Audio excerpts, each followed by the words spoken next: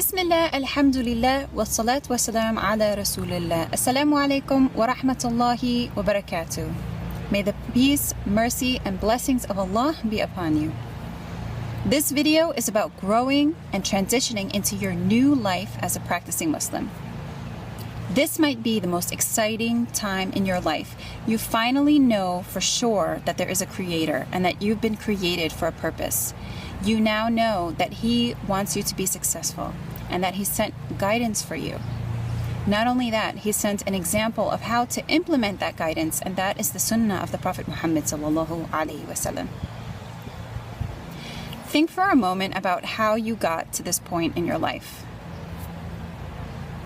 Your story, your journey is uniquely yours. Likewise, moving forward, your journey will continue to be unique.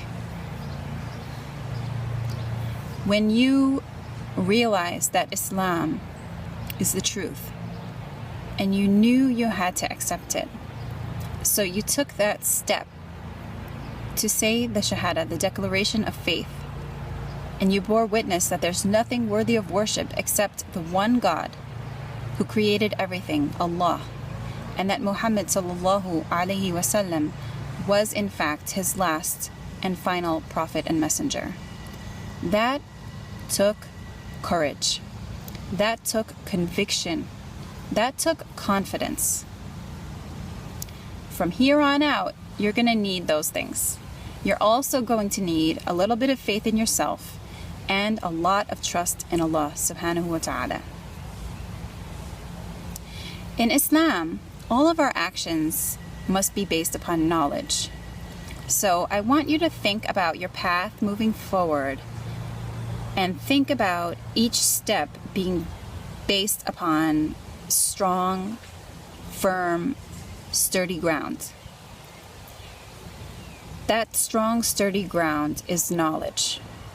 So every step that you take forward, if it's based upon sound knowledge, it will be a strong, firm step. If you step forward onto something weak and shaky, what will happen? You might fall down. And what that translates into is that you could end up having doubts. You could end up even falling out of the fold of Islam. May Allah protect all of us and save us from that. Ameen. So you have to move forward and base each step on knowledge. This is just like when you got to the point where you were sure enough to say the Shahada. You had done research. You had studied. You had had conversations. You had thought it over. And you carefully considered your choice. Just like that, as you move forward, make each step in the same way. Okay, just now that you've entered Islam, your journey has not finished. You have to continue seeking knowledge, continue your relationship with the Quran, and begin improving and embellishing your life with more of the actions from Islam. So there are certain things which are more important to do first, and those are the obligatory actions. The first of which is the Salah, the 5 daily prayers. So that is where you want to focus your energy and focus your studies at this point, and begin step by step implementing those prayers into your life.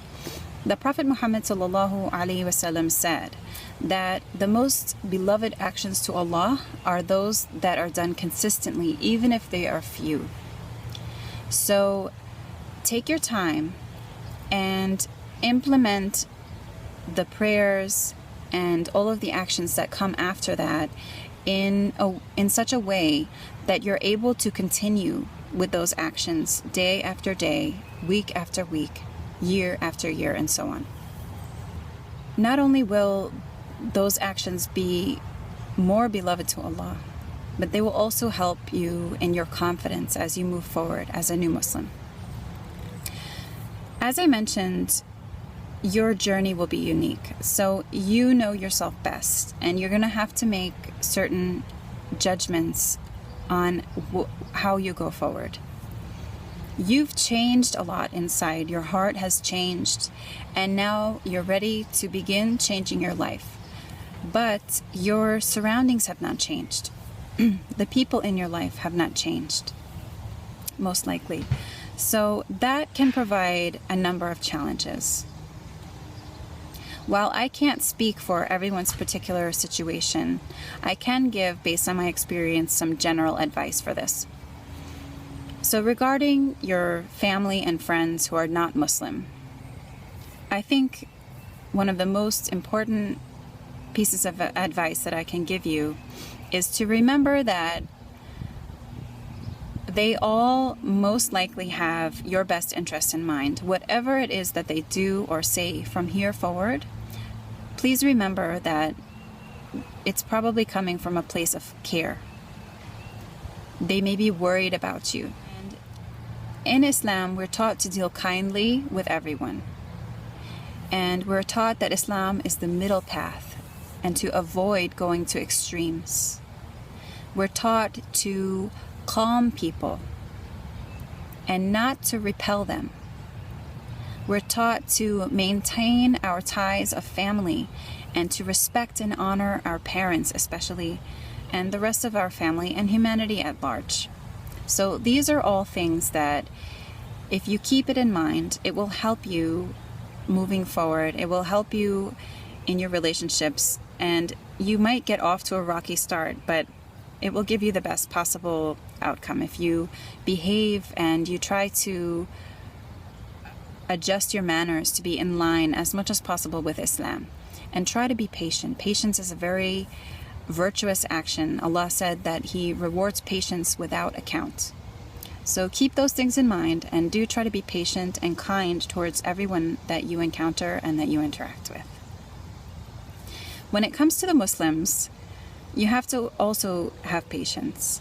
The Muslims that you may be interacting with, remember that they also have your best interest in mind, and they may want to help you and may not realize that they don't know you deeply enough to really understand what it is you're going through and what you need.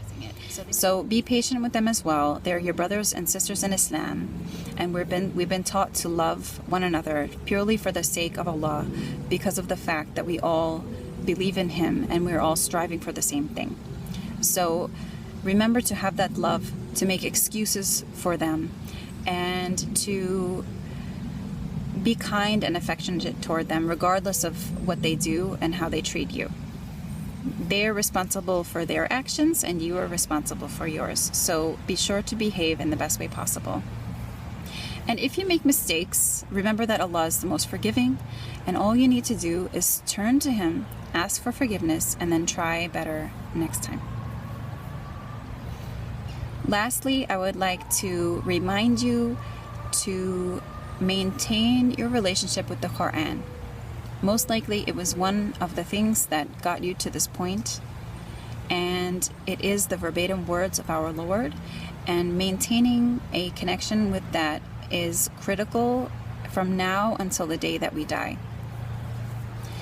This will continue to refresh your Iman, it will continue to inform your decisions, and it will help you stay connected with your purpose in life.